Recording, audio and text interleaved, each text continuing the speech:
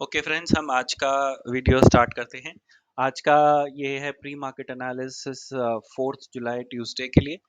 मैं एक directional system based trader हूँ। मैं 3 चीज़ों पे एनालाइज करके अपने स्टॉक्स को आइडेंटिफाई करता हूँ। पहला है स्टॉक चार्ट्स, फिर है ओआई एनालिसिस, फिर है रैंकिंग।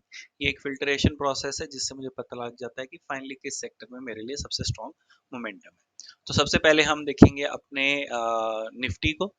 निफ्टी बॉलिंजर के ऊपर, ये जो ब्लू लाइन है इसके ऊपर चल रहा है, बट डिस्टेंस बहुत ज़्यादा इंक्रीज हो गया है।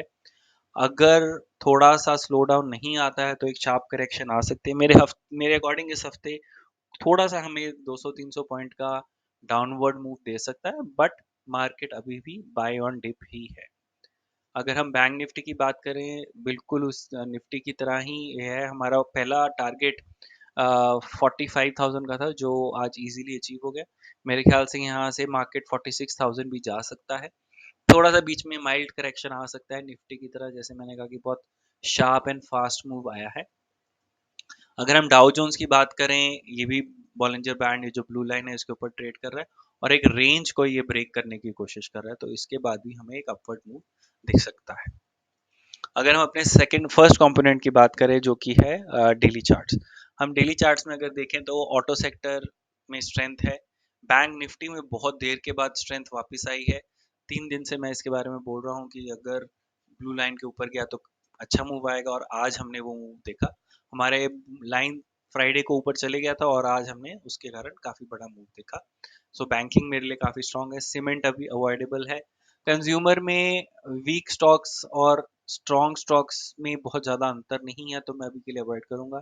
3650 है तो थोड़ा सा इसको भी वेट एंड वॉच है। Chemicals non trending, avoidable.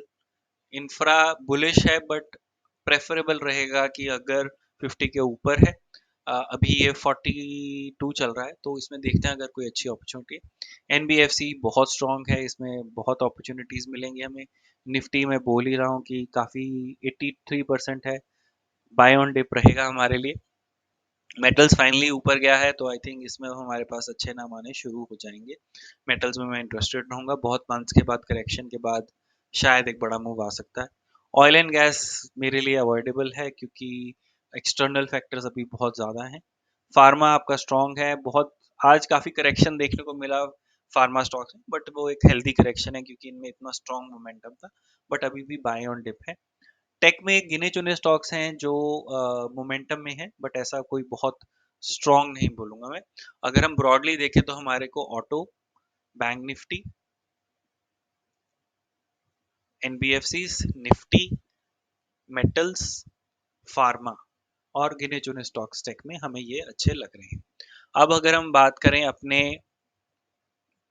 Option data score की, so option data score basically option chain पढ़ने में बहुत कॉम्प्लेक्स लगती है मुझे। तो उस कॉम्प्लेक्सिटी को हटाने के लिए मैंने उसके लिए एक मॉडल बनाया है, जो पूरी ऑप्शन चेन को एक वैल्यू दे देता है। अगर वो वैल्यू 100 के ऊपर है तो बुलिश है, और अगर -200 के नीचे है तो बेरिश है। तो अगर हम इसके बेसिस पे देखें, ऑटो में स्ट्रेंथ मेंटेन्ड है, बट मैं कहूँगा कि पहले से कम हो गया है।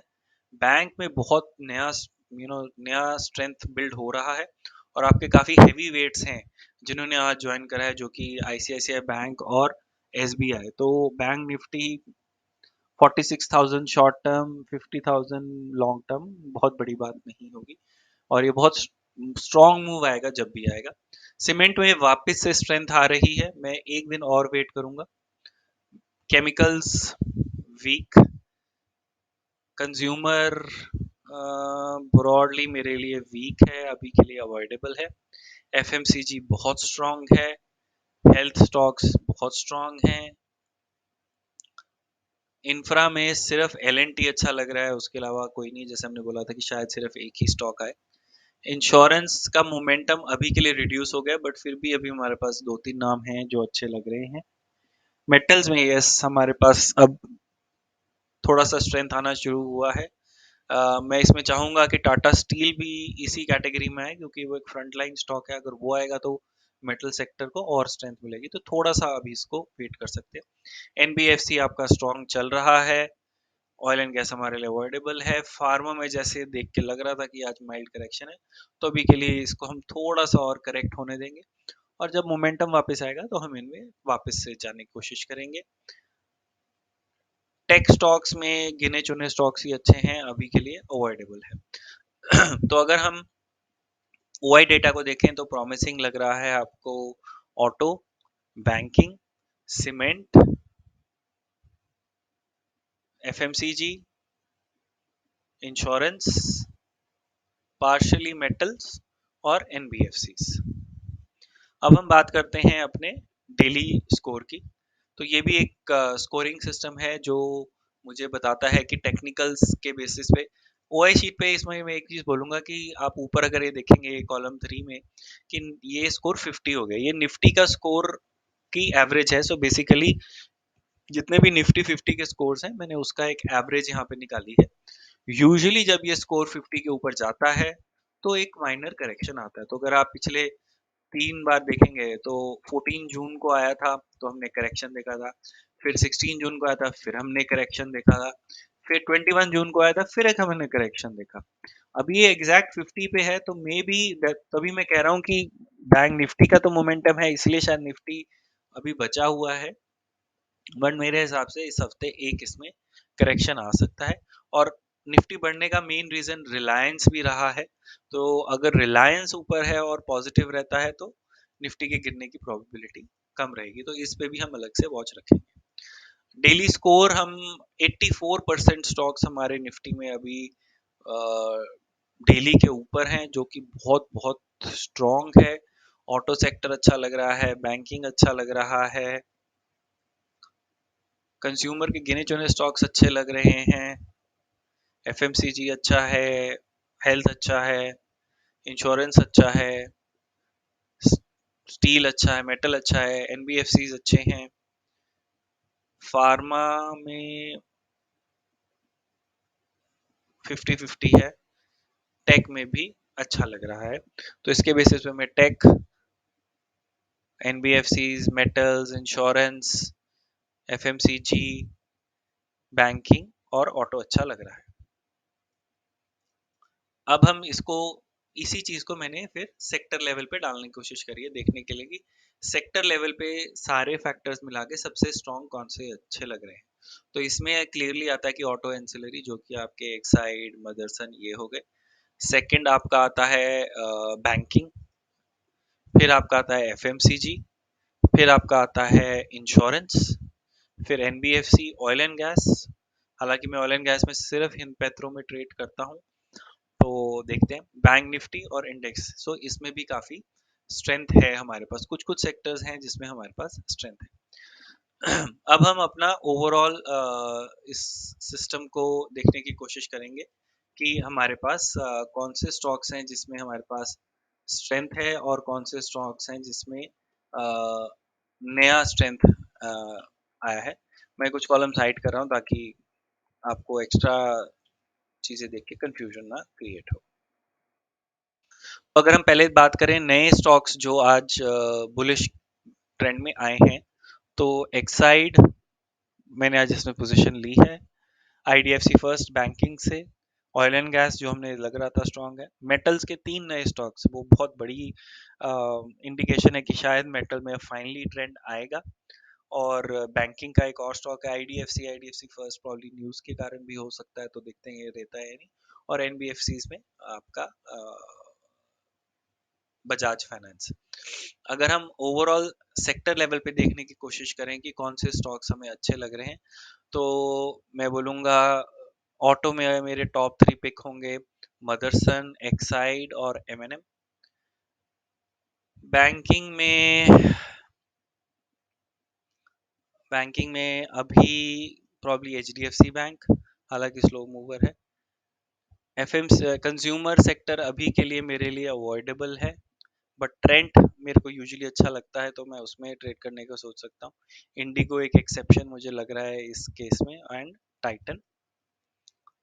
Consume FMCG slow moving stocks हैं तो मेरे लिए अवॉइडेबल है।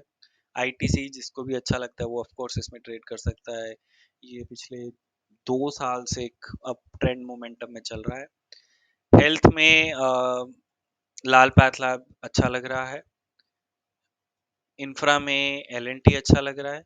इंश्योरेंस में आईसीआईसीआई प्रू और एसबीआई लाइफ। 3 मेटल्स के हम ऑलरेडी बात कर चुके हैं। इसमें प्रॉब्ली जेएसडब्ल्यू स्टील सबसे स्ट्रॉन्ग स्टॉक है। एनबीएफसीज सभी अच्छे लग रहे हैं। बट अगर मेरे से पूछा जाए तो मैं बोलूँगा आरईसी, श्रीराम, एबीसी कैपिटल और Chola finance. Oil and gas probably MGL को हम देख सकते हैं। फार्मा में सिंजीन, जाइडस और ग्लेन, इनके बियॉन्ड मैं कुछ नहीं देखूंगा, हालांकि अभी के लिए मेरे लिए अवॉइडेबल सेक्टर है। ऑटो में हमारे टेक में हमारे वही वापस से नाम आ रहे हैं जो कि हैं एलटीएम, कोफोर्ज और इंटेलेक्ट।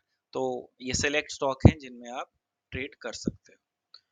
सो ये था मेरा आज का मार्केट का एनालिसिस। अगेन इस वीडियो का आइडिया सिर्फ ये है कि मैं मार्केट का एनालिसिस अच्छे से करूं और वो लोगों से शेयर करूं और मेरी खुद की भी अकाउंटिंग हो। अभी मैं क्विकली अपनी पोजीशंस शेयर कर दूंगा। इसका ऑब्जेक्टिव सिर्फ ये है कि मेरी अकाउंटेबिलिटी मुझसे है और कुछ नहीं है। किसी को सही गलत लगे, दैट्स देयर व्यू।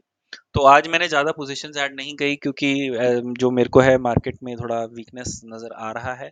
मैंने सिर्फ ऑटो में एमएनएम और आरबीएल बैंक ऐड किया है।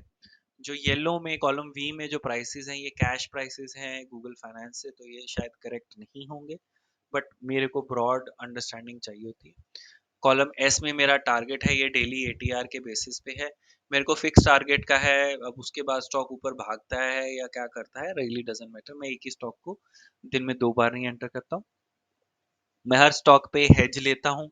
2 बेनिफिट्स हैं, एक मेरा मार्जिन कम लगता है और एटलीस्ट मेरा दूसरा मार्केट में अनलिमिटेड रिस्क नहीं रहता है। तो ये मेरे पोजीशंस हैं अभी के लिए मार्केट में। मेरे यूजुअली 50 स्टॉक्स तक चले जाता है, जैसे कि आप देखेंगे आगे, जो मेरे को मैनेज करने में कोई मुश्किल नहीं रहती। बेसिकली सेक्टर रोटेशन के साथ मैं मूव करता रहता हूँ और वही मुझे इसमें हेल्प करता है। अगर मेरा पीएनएल मैं बोलूँ तो पिछले 3-4 दिन में मैंने 7 ट्रेड क्लोज किए हैं। तो मेरा एवरेज प्रॉफिट अभी 2 लाख चल रहा है, जो मैंने 27 जून से ट्रेड्स लिए थे और 30th को और 3 जुलाई को मैंने क्लोज किए हैं क्लोज किए हैं। और मेरे टारगेट्स बड़े होते हैं बट मेरा स्टॉप लॉस भी बड़ा होता है। इन दो में छोटा रहा है क्योंकि आज मैं फोर्स्ड क्लोज किए हैं अपनी पोजीशंस को रिड्यूस करने के लिए। तो आई होप ये वीडियो सबको अच्छा लगा होगा और 4th ऑफ जुलाई की ट्रेडिंग के लिए best of luck. Thank you.